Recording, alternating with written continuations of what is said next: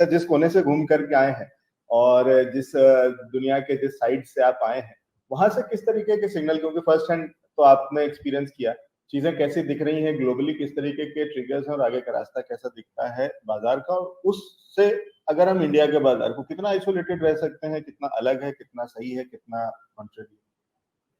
देखिए, पहली बात तो एलेक्स, मैं यूके गया था, तो आपको पता है कि यूके में बड़ा एनर्जी क्राइसिस चल रहा है। और मैंने जितने भी दोस्तों को वहां पे मिला, एक बात तो क्लियर थी कि वहां की इकोनॉमी में बहुत दिक्कतें हैं। इनफैक्ट वहां पे तो अभी सभी को पता है कि नए प्राइम मिनिस्टर नियुक्त हो चुके हैं, ऋषि सुनक। तो उनके लिए बहुत बड़ा चैलेंज है, क्योंकि इन्फ्लेशन हर जगह पे परचेसिंग पावर को अफेक्ट कर रहा है। इनफैक्ट खाने पीने की चीजें देखिए, हाउस रेंटल्स देखिए। और उसके मुकाबले में अगर हम इंडिया को कंपेयर करें, तो मुझे लग रहा है कि हमारे यहाँ पे हम अभी भी ग्रोथ की बात कर रहे हैं। हमारे यहाँ पे 6-7% का जीडीपी ग्रोथ होने वाला है। कॉर्पोरेट सेक्टर में अभी कॉर्पोरेट कैपेक्स के अनाउंसमेंट्स बजिंग आ रहे हैं। तो उसका मतलब यही है कि इंडिया ऐसे पोजीशन में है जहाँ पे हमको लग रहा है कि कंपेयर टू द ग्लोब बहुत अच्छा ग्रोथ आने की संभावना है। और हमको ये तब पता चलता है जब हम विदेशों जाके एक्चुअली ग्राउंड लेवल पे देखते हैं कि वहाँ के लोगों की क्या विचार है। इंडिया के बारे में लोग बहुत पॉजिटिव है यहाँ पे। इनफैक्ट उन्होंने कहा है कि इंडिया एक ऐसी कंट्री है जो शायद अगले 5-10 साल में इनफैक्ट चाइना को भी बीट करेगी। और इकोनॉमी की ग्रोथ को लेके काफी इन्वेस्टमेंट्स भी यूके के साइड से आने की एक्सपेक्टेशन है। तो नेट नेट मेरे ख्याल से हमको सारे लोगों को यहाँ पे अच्छी बात लगनी चाहिए कि हम ऐसे इकोनॉमी में है जहाँ पे ग्रोथ अभी भी काफी तेजी से चल रहा है और आगे भी अच्छी ट्रेंड होगी, ऐसा अनुमान लग रहा है। जी अविनाश सर, तो ये बहुत सारी, लेकिन मेरा अभी भी समस्या यह वो है जो मैं समझना चाह रहा हूँ कि अविनाश सर, आपको आवाज मिल रही है ना मेरी? हाँ, मिल रही है, बोलिए।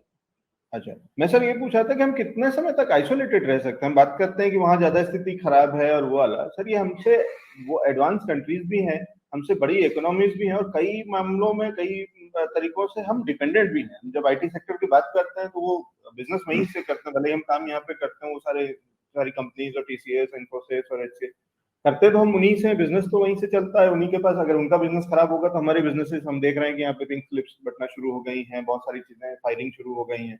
तो जहाँ फेसबुक और ट्विटर में फायरिंग हो रही है वो किसी और अलग कारण से हो सकता है हो रही हो, लेकिन हमारे यहाँ भी उसी तरीके की चीजें हैं। और अलग अलग तरीके से, चाहे वो मून लाइटिंग की बात हो, चाहे कुछ हो, तो आईटी सेक्टर में हमने देखा है कि नौकरियां जा रही हैं, कम हो रही हैं।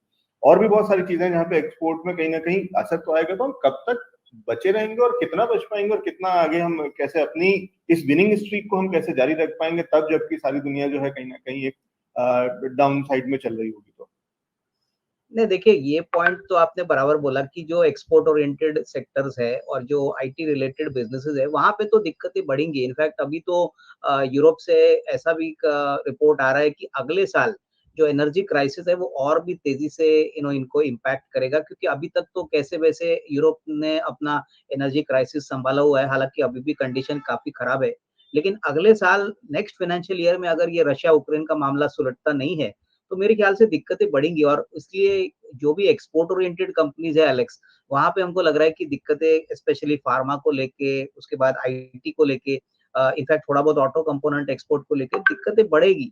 लेकिन उसके विपरीत अगर हम हमारा इंडियन मार्केट को देखें, तो हमको ये बात भी भूलनी नहीं चाहिए कि इंडियन मार्केट ज्यादातर एक लार्ज डोमेस्टिक मार्केट को भी सर्विस करता है।